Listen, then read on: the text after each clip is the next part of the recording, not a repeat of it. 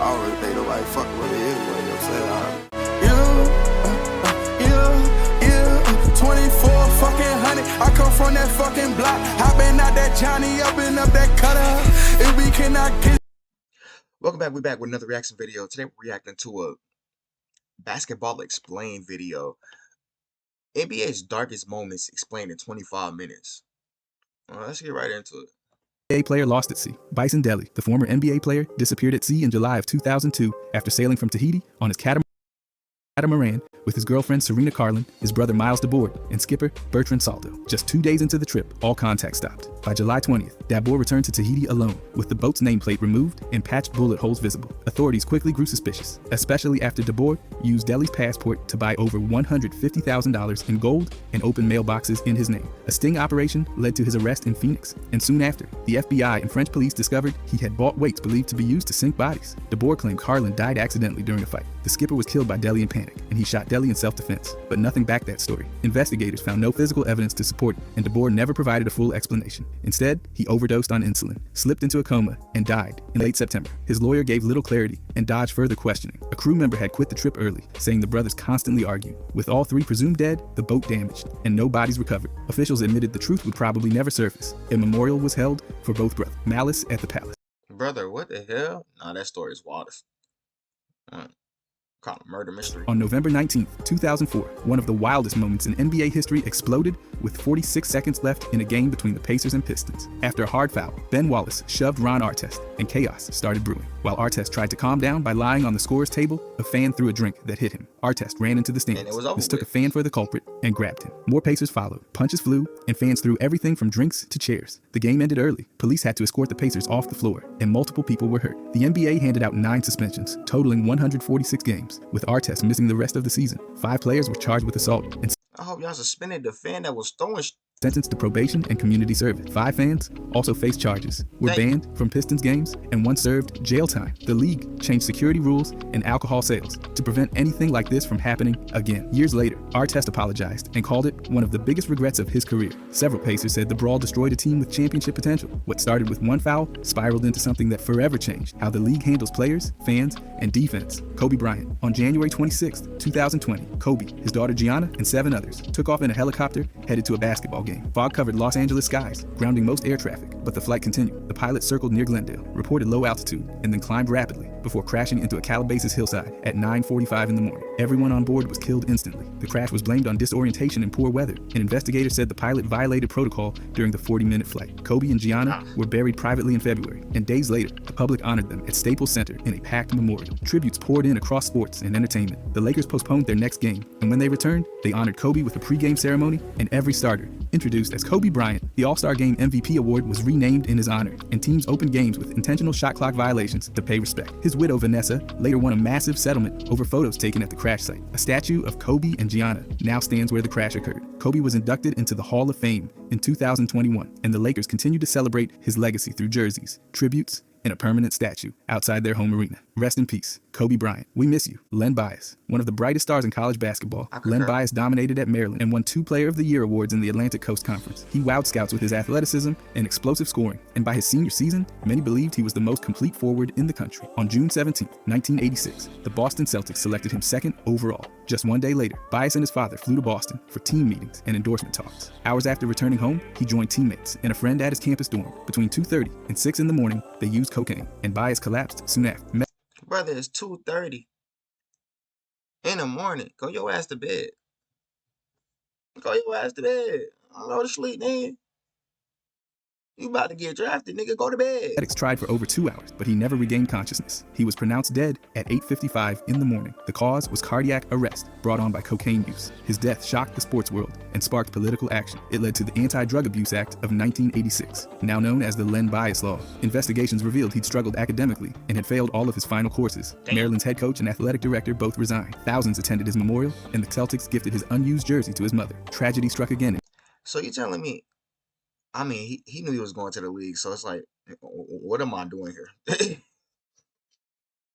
1990, when his Respect, I brother guess. Jay was murdered and buried beside him. Rest in peace, Len and Jay Damn. Bias. Lorenzen Wright. On July 18, 2010, Lorenzen left his ex-wife's house in Tennessee and was never seen again. The next day, a 911 dispatcher picked up a call from his phone and heard 11 gunshots, but the call wasn't reported for 10 days, stalling the investigation. His family filed a missing persons report on July 22nd, and 6 days later, his body was found in a wooded area outside Memphis. His death was ruled a homicide, and police offered a reward for information. For years, the case went cold, until 2017, when a gun was found in a lake in Mississippi. A few weeks later, Billy Turner, a church deacon, was charged with first-degree murder. Then, Wright's ex-wife, The church deacon.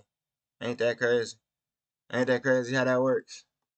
Shara Wright Robinson, was arrested in California. She once asked investigators if she was a suspect and claimed the list was long, but detectives believe she helped plot the killing for a $1 million life insurance payout. Right. Her home had been searched early on, and investigators found burned metal and a letter addressed to the couple. In 2014, she quietly settled a court dispute over how she spent that money. On July 25, 2019, she pled guilty to helping plan Lorenzen's murder and was sentenced to 30 years in prison. Rest in peace, Lorenzen Wright, one of the saddest moments in NBA history. Rest in peace, Reggie Lorenzen. Lewis. On July That's great. 27, 1993, Celtic star Reggie Lewis collapsed during an Right. off-season workout at Brandeis University and never got back up. He was just 27. University police tried to revive him, but nothing worked. His death was ruled sudden cardiac arrest caused by hypertrophic cardiomyopathy, a condition that's known to strike young athletes without warning. He was buried in an unmarked grave at Forest Hill Cemetery in Massachusetts. After his death, controversy followed. Some doctors suspected cocaine played a role, though that was never proven. The Wall Street Journal reported that physicians were blocked from investigating further due to pushback from Lewis's family and what they called a dismissive attitude from the league.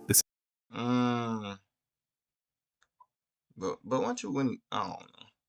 Hopefully, I think the Reggie Lewis situation is probably one of the reasons why, if you got heart problems, they're probably not gonna let you into the NBA. Celtics blasted the article and threatened a lawsuit. One doctor treating Lewis claimed Reggie had admitted to using cocaine weeks before the collapse, but the coroner who performed the autopsy disagreed, saying his heart damage didn't match that of a cocaine user. He also found signs of a common virus in the heart tissue. In Boston, Lewis's legacy lives on through the Reggie Lewis Track and Athletic Center. The Celtics retired his number 35 jersey in 1995. For 2 full seasons, his contract remained on the books, prompting future changes in the league's salary cap rules. Rest in peace, Reggie Lewis. Drazen Petrovic. After the best season of his NBA career, Drazen joined Croatia's national team in Europe while thinking about leaving the league altogether. He was frustrated with how little recognition he'd received and had huge offers from Greece on the table. Instead of flying home, he chose to drive from Germany with a woman he'd recently met. On June 7, 1993, while sleeping in the passenger seat, their car crashed into a truck on a rainy German highway. Drazen was thrown from the vehicle and died instantly from severe head injuries. His funeral in Zagreb drew thousands, and tributes began pouring in from all over the world. The Nets retired his number 3, the NBA held a moment of silence before the finals, and his name became part of awards, trophies, and stadiums. Cities in Croatia named streets and squares after him. He was inducted into the Basketball Hall of Fame in 2002 and honored again by FIBA 5 years later. A museum opened in Zagreb showcasing his life and career. Documentaries, statues, and biographies helped preserve his legacy. He paved the way for international players in the NBA and inspired an entire generation. Though his time in the league was short, Drazen's impact has lasted far beyond his final game. Rest in peace, Drazen would have been one of the greatest of all time. Minneapolis Lakers, Cornfield Landing. On January 18, 1960, the Minneapolis Lakers came terrifyingly close to disaster. After a game in St. Louis, the team boarded a Douglas DC-3 headed to Minneapolis. 10 minutes after takeoff, the plane suffered a complete electrical failure. The heater, lights, fuel gauge, defroster, compass, and radio all went out in the middle of a snowstorm, and with no communication or navigation, the pilots had no choice but to continue flying blind. Turning back to St. Louis wasn't an option due to air traffic, so the crew tried to make it north. For over 4 hours, the plane wandered off course, gradually running out of fuel. At around 1:30 in the morning, they finally spotted lights below. It was Carroll, Iowa. With no airport in sight, the pilots circled the area before making a risky landing in a snow-covered cornfield. All 23 people on board survived. That included Coach Jim Pollard, players like Elgin Baylor, Hot Rod Hundley, Bobby Leonard, and a mix of team staff, family, and fans. Well, at least they made it, because that sounded like one of the scariest moments ever. Also, why is there not a movie about that? That would be a tough-ass movie. Like, what the The plane had landed just hundreds of yards from houses. It's still remembered as one of the closest brushes with death in professional sports history. A crash seemed certain, but instead, they walked away into the snow. James R. Jordan Sr. On July 23, 1993, Michael Jordan's father, James Jordan, was killed in a shocking and tragic event. After playing golf and driving home late at night, he pulled over to rest in a parking lot near Lumberton, North Carolina. While he slept in his car, 2 men, Larry DeMary and Daniel Green, noticed the red Lexus with a license plate reading UNC 0023. Green shot Jordan while he slept, and they stole the car along with personal items, including 2 NBA championship rings. His body was dumped in a... Bro, that is some lame ass shit. I'm telling you, bro. Niggas is weak. Also, this story right here is the reason why if I'm driving anywhere and I feel sleepy, nigga, I'm gonna keep driving. You just gotta wake up and go to the crib, man. Swamp across That's the the state safest line in way to South be at. Carolina and wasn't found for 11 days. Because of decomposition, he wasn't identified until dental records were provided. His remains were cremated, and his ashes were buried in North Carolina. DeMary and Green were arrested after using Jordan's phone and were later convicted. Green always claimed DeMary was the shooter, while DeMary blamed Green. In 2018, Green's legal team argued he wasn't the killer and asked for a new trial, but the request was denied. Why? James Jordan had been one of the biggest influences on Michael's life, encouraging Y'all both both did it. basketball and baseball. His death Here's my thing. Even if Buddy shot him or you shot him, y'all both did it, and y'all both could have stopped each other from doing it. So, nigga, no, don't go. We both got locked up. It was him. Now, nigga, it's too late for all that shit.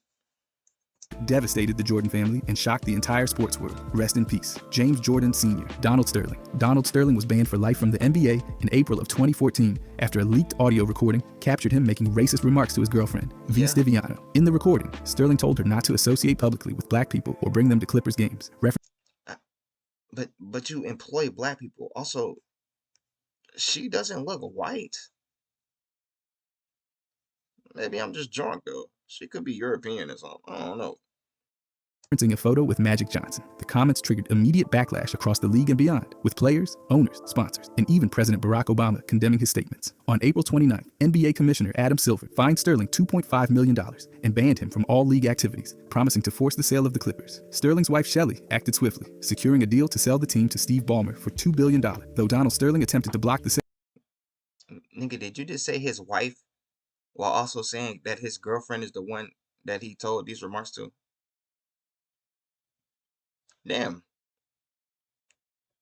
Donald Sterling the Bob. And filed lawsuits against the NBA, his wife, and others. A probate judge ruled Shelley had legal authority based on medical evaluations, declaring Sterling mentally unfit. The sale closed in August, officially transferring ownership. Sterling later dropped his lawsuits, and the courts ultimately dismissed them. The incident led to increased scrutiny of ownership conduct in sports and marked a turning point in how the NBA responded to racism within its leadership ranks. By the way, if you guys want to subscribe, I'm going to start posting every day. Thanks. Anyways, league shutdown. Rudy Gobert's positive test shut everything down in an instant. The league was already preparing for empty And this is arenas why and people hate limited Gobert. access, but that test result changed the entire season. The Jazz and Thunder game never tipped off. That and them Announcers fake told boys. fans to calmly leave, and the night ended with complete confusion. Other teams who recently played the Jazz had to isolate for 2 weeks. That included the Celtics, Pistons, Cavaliers, Raptors, Knicks, and Thunder. The league suspended everything right after the March 11th games ended. That hadn't happened since the 2011 lockout. The very next day, the G League was also paused. It was clear the situation wasn't going away anytime soon. Multiple players tested positive afterward, including Donovan Mitchell, Christian Wood, and Kevin Durant. The bubble eventually brought basketball back, but that shutdown cost the league hundreds of millions. Entire arenas sat empty, workers lost paychecks, and everything felt surreal. Teams like the Pistons even offered their training facilities to health officials. Everyone had to adapt fast. Players were locked into their market areas, practices were canceled, and trainers had to check in daily. The league stayed silent until May, hoping things would change. No fans, no travel, no timelines, just isolation. That entire stretch reshaped how the league viewed health and safety protocols moving forward. Paul George's injury. That summer was supposed to be a showcase for Paul George. He was basically guaranteed a spot on Team USA for the World Cup in Spain. But during a Las Vegas his scrimmage legs on snapped August like a 1st, twig. everything changed in one horrifying moment. After contesting a foul on James Harden, George landed awkwardly at the stanchion and suffered a brutal compound fracture in his right leg. The gym went silent. Coach K immediately stopped the scrimmage out of respect for George and his family. He was rushed into surgery, where doctors inserted a pin into the leg. There wasn't a timeline at first, but everyone expected him to miss the entire season. George never gave up hope. By late September, he was already putting weight on the leg. By October, he was back to shooting jump. Fast forward to February 26th, and he joined his first full practice, a few days ahead of schedule. By March 20th, he was being listed as a real possibility to play. On April 5th, he officially returned. In just 15 minutes, he scored 13 points and knocked down 2 fourth-quarter threes to help beat the Heat. He closed out the year playing in 6 games and averaged nearly 9 points and 4 rebounds. The punch. On December you 9th, could've stayed at the crib. 1977, chaos broke out during a Lakers and Rockets game. As Rudy Tomjanovich ran only in to played stop a 6 scuffle at games, midcourt, Kermit Washington turned and threw a vicious punch. That one swing shattered Rudy's face and left him unconscious in a pool of blood. The entire arena froze. The silence And this incident right here led to him being the greatest Rockets coach. No, I ain't gonna lie. I remember watching that punch. Not like I was born back in the day, but I think it was like some throwback documentary I was watching. But Kermit Washington was on BS every time I seen him in any clip ever. Yeah. was deafening. Players said it sounded like a melon exploding on concrete. Rudy's injuries were life-threatening. He had spinal fluid But leaking into his mouth, a punch. fractured skull, a broken jaw, and a detached facial structure. One doctor said most people with similar damage didn't survive. Rudy somehow stood up and made it to the locker room before being rushed to the hospital. Meanwhile, Washington became the face of the controversy. His punch was replayed on national television, turned into late-night comedy, and sparked national outrage. He was suspended for 60 days and fined $10,000. The league immediately cracked down, creating automatic ejections and suspensions for punches. Washington received no support from his team and faced threats, hate mail, and isolation. Even his pregnant wife was denied medical service. That one moment didn't just end Rudy's season, it changed league policy, ruined a reputation, and left a permanent scar on NBA history. Delonte West struggles. In February 2016, Delonte West was seen barefoot, wearing a hospital gown in Houston. By that summer, a photo of him panhandling in Maryland went viral. The internet blew up with claims he was homeless. West fired back, saying he was helping a quadriplegic man and wasn't without a home. Still, concerns about his mental health kept growing. In January 2020, footage surfaced showing him in handcuffs on a highway in Washington, and it shook a lot of fans. Later that year, another photo showed him begging in Dallas. That's when Mark Cuban stepped in. He picked West up from a gas station and paid for rehab. West got clean, reunited with his mother, and even got a job at the treatment facility, but it didn't last. In July 2022, more videos showed him begging in Virginia. Then in October, he was arrested in Fairfax County for trying to get into a stranger's car. It didn't stop there. In June 2024, police found him unresponsive after resisting arrest. Narcan was used twice before it worked. Just weeks later, he was filmed stumbling around a Virginia parking lot. By November, he was arrested again for trespassing. West's life has been a heartbreaking roller coaster. NBA betting scandal. In 2007, reports broke that referee Tim Donaghy had bet on NBA games, including ones he officiated. He later admitted he'd been placing bets going back to 2000. Donaghy claimed he wasn't fixing games, just using inside info. But co-conspirators said the real money came from games he actually worked. Most of the winning bets were tied directly to his whistle. Donaghy surrendered in August and pled guilty to 2 federal charges. He was accused of tipping off gamblers, using coded language about injuries, matchups, and which refs disliked which players. He was sentenced to 15 months in prison and 3 years of supervised release. The scandal exploded when he claimed certain playoff games were rigged to extend series, with many pointing to the 2002 Western Conference Finals. While those allegations were never proven, the damage was done. I mean, how are they not proven though? I'm gonna let it go. Bettors noticed massive line shifts and consistent wins when Donaghy reffed. In response, the league overhauled referee gambling policies and began tracking betting trends and referee assignments more closely. Donaghy released a book after prison, but many of its claims were debunked. The league never fully recovered from the public distrust. This wasn't just one man betting, it cracked the foundation of the league's integrity. Chris Washburn's downfall. Chris Washburn came into the league with sky-high expectations, but after just 72 games, split between Golden State and Atlanta, his career collapsed. He averaged only a little over 3 points and 2 rebounds. In June of 1989, he was banned for life after failing 3 drug tests in 3 years. Damn. That ban cemented his place as one of the biggest busts in NBA draft history. Sports Illustrated even ranked him second on their all-time draft bust list. So hold on, bro. So why y'all be trying to on Kwame? This nigga didn't even last 3 years in the league, man. After the NBA, Washburn bounced around minor leagues and played overseas in countries like Greece, Spain, and Colombia. But his post-basketball life was rough. He ended up in Houston, completely broke, living in abandoned buildings and crack houses and digging through trash for food. Somehow, he turned it around. He overcame his addiction and began helping others do the same. By 2011, he tried starting fresh with a fried chicken spot in his hometown, Hickory, North Carolina. It was called Washburn's Wings and More, but it shut down 2 years later. Then in 2014, he got arrested after someone in his car didn't pay for gas, though the charges were dropped. Washburn's story is a brutal reminder of how fast promise can spiral into survival. Sean Livingston's injury. How the hell did he get arrested for someone in his vehicle not paying for gas? How did the gas get in the vehicle if, What? On February 26, 2007, everything changed for Sean Livingston. After going up for a layup against Charlotte, he landed awkwardly, and his left leg snapped sideways. It was one of the most gruesome injuries in NBA history. He tore his ACL, PCL, and lateral meniscus, sprained his MCL, dislocated his kneecap, and even dislocated the joint between his tibia and fibula. Doctors feared they might have to amputate the leg. That's how bad it was. Before the injury, Livingston had already missed over 100 games in his first 3 years due to various injuries. But this was on another level. The damage was so extensive, he had to relearn how to walk. The recovery wasn't just about basketball, it was about saving his leg. Nobody knew if he'd play again. He spent months in intense rehab just to stand and move again without pain. It wasn't just one ligament or one bone, it was everything in his knee. The amount of trauma made his return return to the league seem impossible. The injury didn't just pause his career, it nearly ended his life as an athlete. What followed was one of the hardest roads back any NBA player ever faced. Magic Johnson's announcement. In October of 1991, Magic Johnson was named MVP at the McDonald's Open in Paris. But just weeks later, everything flipped. On November 7th, Magic held a press conference and revealed he tested positive for HIV. He retired from the NBA immediately. He said his wife and unborn child were both safe and promised to spend his life fighting the disease. At the time, HIV was surrounded by stigma and fear. Magic admitted he got the virus through unprotected sex and wanted people to know heterosexuals were at risk too. Rumors spread fast, including claims about his sexuality, which he denied. He later said Thomas helped spread those rumors, though Thomas denied it. Magic's announcement rocked the country. Bro, why would your own man say that, bro? Nah, if he said that, damn, that's messed up, Isaiah. I don't think Isaiah said that. This the same man y'all met in the finals, y'all kissing each other on the cheeks. I don't think he doing that, bro. Even the president called him a hero. Fans still voted him into the All-Star game in 1992, but not everyone was supportive. Ow. Some teammates thought he shouldn't play. Karl Malone even raised concerns about playing if Magic had an open wound, but Magic dominated. Dropped Brother, don't nobody want to see Karl Malone play anyway.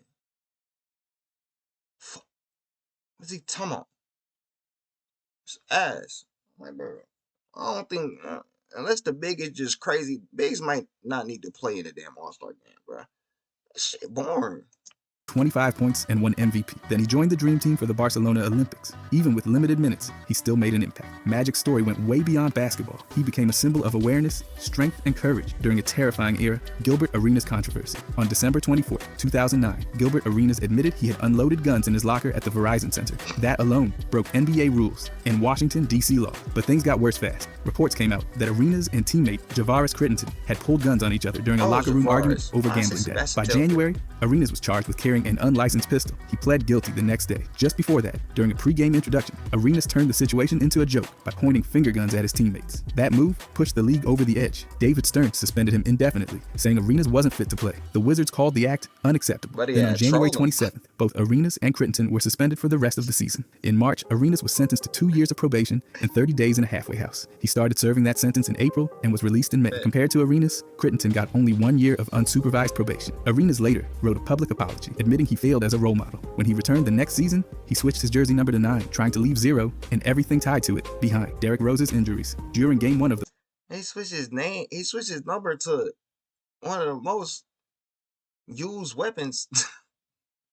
Switched it to a 9. What the playoffs against Philadelphia, Derrick Rose went down with just over a minute left. He landed awkwardly on a drive and immediately grabbed his left knee. An MRI revealed he tore his ACL, ending his postseason and sending shockwaves across the league. Surgery came in May with a recovery timeline of 8 to 12 months. By January, he returned to full contact practice and was cleared to play by March, but he chose to sit out the entire season. Fans criticized him, but Rose insisted he wouldn't rush back until fully healed. He finally returned in October of 2013, looking stronger and claiming he'd added 5 inches to his vertical. But just as things seemed to turn around, disaster struck again. On November 22nd, he injured his right knee. Another MRI confirmed a torn meniscus. Surgery came 3 days later, and the Bulls ruled him out for the season. In his prime, Rose was one of the most explosive guards in league history, but repeated knee injuries changed his game. He shifted from reckless drives to more control, using floaters and craft to stay effective. By 2021, he led the league in floater efficiency and still ranked among the top finishers at the rim. Cocaine crisis of the 1980s. Michael Ray Richardson, John Drew, Roy Tarpley, Spencer Haywood, those names all became tied to one of the darkest chapters in NBA history.